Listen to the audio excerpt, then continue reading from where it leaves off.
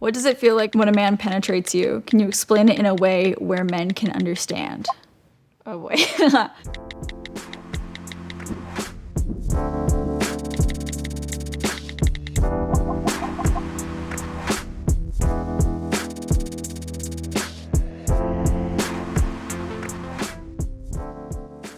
Did your first time hurt?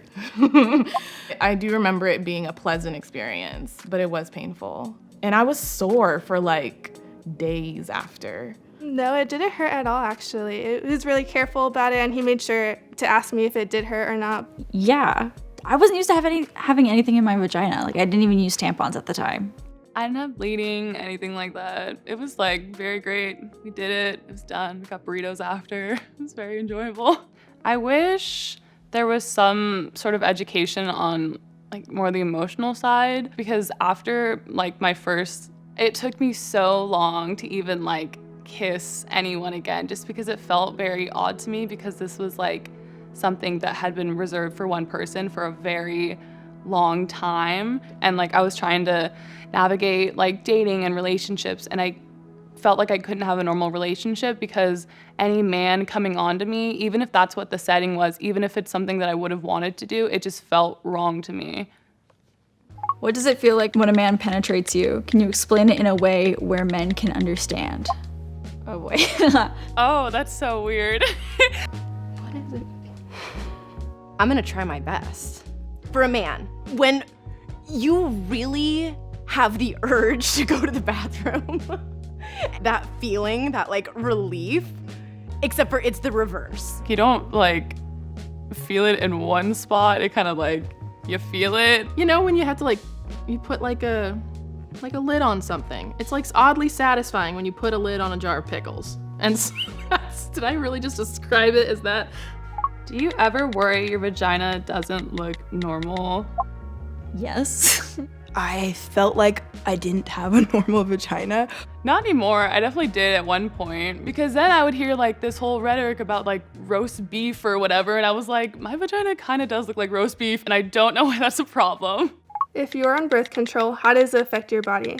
So it's not something I'm currently on, but when I was on it, I believed that it would clear my acne, because that's something I heard for a long time, but it did the complete opposite. It made it worse. I for sure had mood swings, and I feel like that's not who I am at all. It might take you several different tries with birth control to find one that works for your body. For me, I loved the NuvaRing. My sister tried the NuvaRing. She gained like 15 pounds and hated it. The main thing is to make sure you're always taking it, because I have a tendency to forget, and that's when it really messes you up. With the implant, I bled for almost a year straight. So that wasn't fun at all. If you have any like questions, just talk to a doctor about it. Sex on your period, how? In all caps, Never have I ever. Well, I did have my period for a year straight, so that's something I had to figure out. You gotta use a towel and a condom.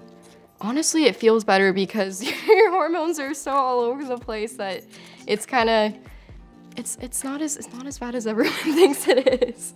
Personally, to me, sex on my period just seems uncomfortable because I'm already cramping up a lot. You're already really sensitive by your vagina. Things like Diva cups and different types of period products, per se, that can go inside of you, and you can have mess-free, that's how they advertise it, mess-free period sex. Is it normal to masturbate? I know some people who would say, no, it's not, and I disagree wholeheartedly. I feel like people who are like, I don't masturbate, I don't watch, I don't do anything, that builds up. And I feel like masturbation is a way to kind of let it out. I do it probably every day. Have you ever questioned your sexuality? Yes, I went through like a whole questioning phase, like, would I ever really be attracted to another woman? I think that's very normal for people to go through. Even just like coming to terms with the fact that you're straight. I had one very strong crush on a girl, but I think it was more of an infatuation. With just the way she looked, I wanted to look like her more so than be with her. Have you ever had an orgasm? I have not. Yes. Yes. Nope. Growing up, especially during puberty, there was sort of like this feeling of shame tagged around girls going through puberty and feeling horny. Like if I felt a little horny, I was like, oh no, like this isn't normal. If I'm horny, I just sit through it and I don't do anything about it and I wait till it passes. But because of that, like later my body like just, when it's like about to orgasm, my body like shuts down. It's like, no, you're not gonna, that's just my mind blocking it, which is something I'm working on. Have you ever faked an orgasm? One time in my early days, because I felt so bad. But never again. I felt like ashamed that I was taking too long. You kind of have this expectation that you're gonna act like the girls in the pornos. Is it important to find a partner that can make you orgasm? If they can't make you orgasm at first, I think you should find a partner who's willing to learn and adjust to what you want so that you both can have a better time. And I think if they learn to adjust to what you like, then they're a partner worth having around, and that's the partner you want to have sex with. For so long, I was with partners. I mean, for 5 or 6 years when I was first having sex, I was with partners again and again that never made me orgasm, but I also didn't know how to make myself orgasm. So I wasn't masturbating. I wasn't communicating with my partners. I didn't know what positions were turn-ons for me. I had to have a conversation with him because I'm like, I'm lying. I'm lying to me. I'm lying to him. The whole experience just could be so much better.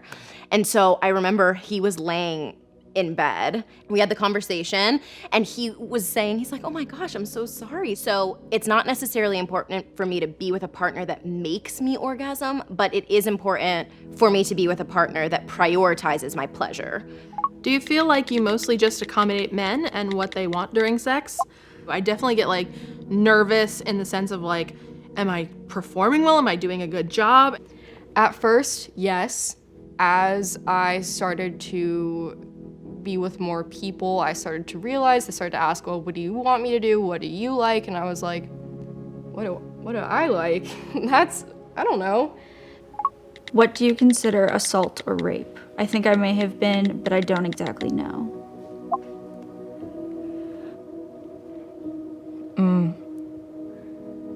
Oof. I know a lot of people are taught rape or assault is this big, scary, aggressive thing. It could be something like with someone you're really comfortable with or someone you considered yourself to trust. Is it okay if I talk about an assault? Because like my first time was like a coercion kind of situation. I knew at some point I wanted to do it with that person, but I just didn't feel like I was ready per se, and I was pressured into it, which was something that like we're not really taught about like coercion and stuff like that in school and really the depth of consent. So I didn't really have that understanding, like just because I did say yes eventually and it did end up going that way, that's not okay. So many of us have this question. I've had very personal conversations with dear friends who didn't come to terms with the fact that they had been assaulted or raped until 5 or 6 years later.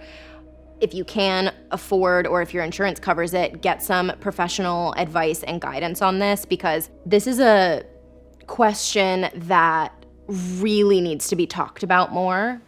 And then last question, what is something that you wish you learned in sex ed? That girls masturbated. The range of consent and what is no. I wish I was taught more about sex not being such a shameful thing for women.